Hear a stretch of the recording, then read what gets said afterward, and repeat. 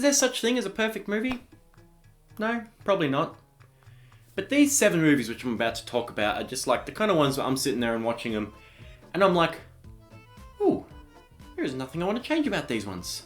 And this isn't going to be a ranking video either because I like these movies all pretty much equally. What I mean by that is that I can't rank them. Obviously I like a couple a little bit more than others, but it's not going to be... I'm just going to say these movies, just in my eyes, are perfect movies.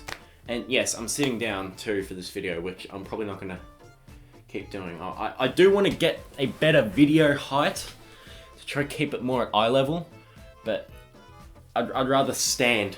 I don't know why I like to stand, but it's just an experiment. So first off, we have The Godfather, an absolute classic movie. And I really like this movie for just being, well, not being, because I don't know for sure, but just feeling so realistic to me. Like, it feels like real mafia life to me. Like, there's not many times that I'm watching this movie and I'm like, yeah, that's real typical Hollywood dramatization. No, this movie feels accurate. It's not dramatized at all. It's not... Nothing's blown out of proportion to what you'd expect real mafia life to be. And on top of being quite accurate to real life, from what I can tell, this movie does a great job at being a movie too. The characters are so well written, the acting is just perfect, the score is... And just the whole storyline is just so interesting and has so much analysis.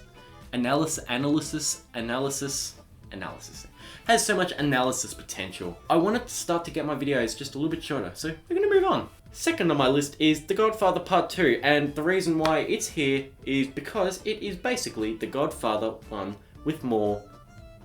Just more Godfather 1. I really like it. And I actually like The Godfather 2 slightly more than Part 1 because it incorporates 2 timelines. It's really interesting, and the cast pretty much all returns except for Marlon Brando, because it's Marlon Brando. And Robert De Niro comes in, and oh god, the 2 timelines are so interesting. And it's a 3.5 hour movie, but it just flies by, just zips. I really, really love how well paced both these movies are. I'd argue that it's even better than the first movie because there are 2 timelines, you're following 2 storylines, and they both interweave and connect, and oh god, it's just genius.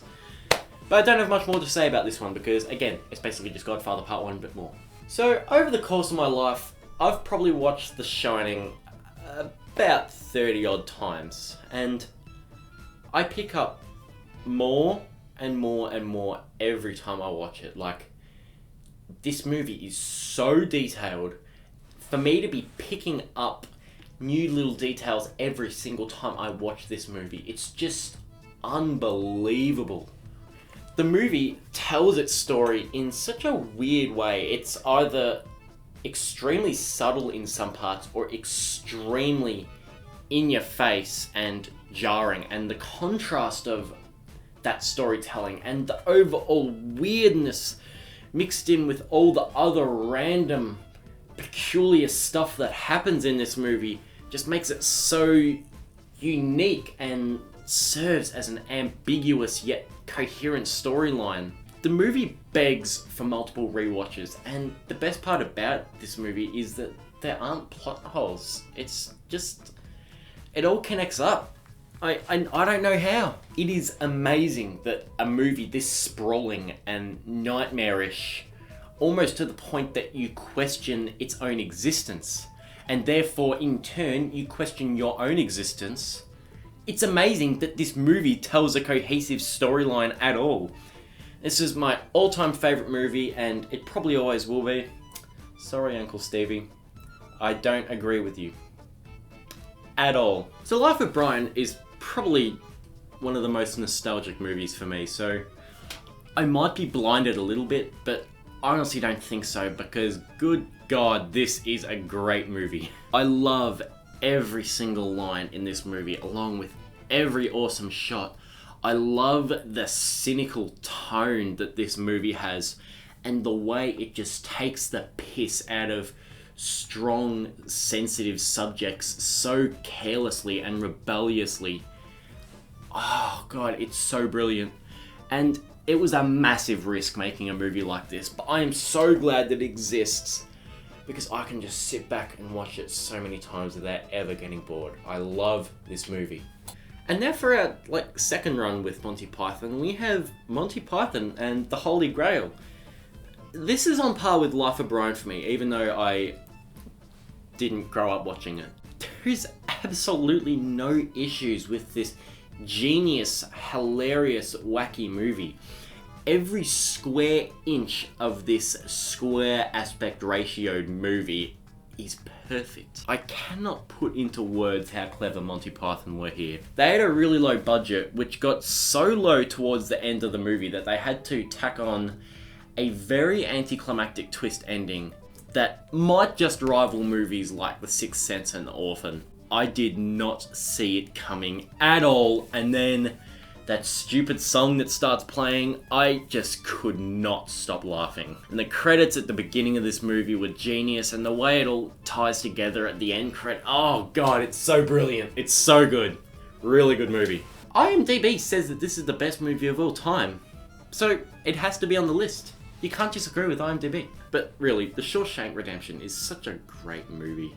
Stephen King's novella, it was fantastic, but the movie just built and expanded and turned a great little 100-page story into a box office flop. Yeah, this movie did not do well at all when it first came out, but thankfully it has since become an absolute classic and fan favourite amongst cinema goers. This is such a miserable, pessimistic, heartbreaking movie, but at the same time, it is also one of the most bright, optimistic, inspirational movies at the same time. It's such a good representation of life too, like, you know, you're going around, you're doing your day-to-day stuff, all of a sudden, you know, shit starts going down and eventually the shit hits the fan, but shit wipes off. It doesn't come off easy, but it still wipes off. If you stick long and hard at it. Now, last but most certainly not least is Alfred Hitchcock's Psycho. The book was a really fast, short, entertaining read, but the movie is so much better. So much better. And this was a risky move by Hitch, going back to black and white film after probably about 10 years of almost entirely using colour footage. It's just like came out of nowhere, and yeah, I get that a big part of that was to save money since Vertigo didn't do too well, but still, all the themes that this movie explores are just unbelievable, and I won't be talking about them here because major spoilers. No one deserves to have this movie spoiled for them. If you've had this movie spoiled for you, then I legitimately feel sorry for you. And if you spoiled this movie experience for someone else, you deserve to die. And I know people are like, oh, this movie was released back in 1960. You've had 61 years to watch it now, so it's your own fault for not watching it before you got spoiled. Like, no, that ain't how the system works. I still to this day think that this is the best movie ever made. Even though The Shining is my personal favourite, I just think that this is still so creepy and weirdly realistic and so well paced, and it gives me chills every time I get to the ending of this movie. I love it so much. It's a really good movie, and that's all I have for you today. I gave all of these movies on my Letterboxd 5 stars, which is in the description. You can go check it out if you want. See all my ratings for all the movies that I watch. You can get mad at me if you want for giving Scream a 1 star out of 5. I'll see you later.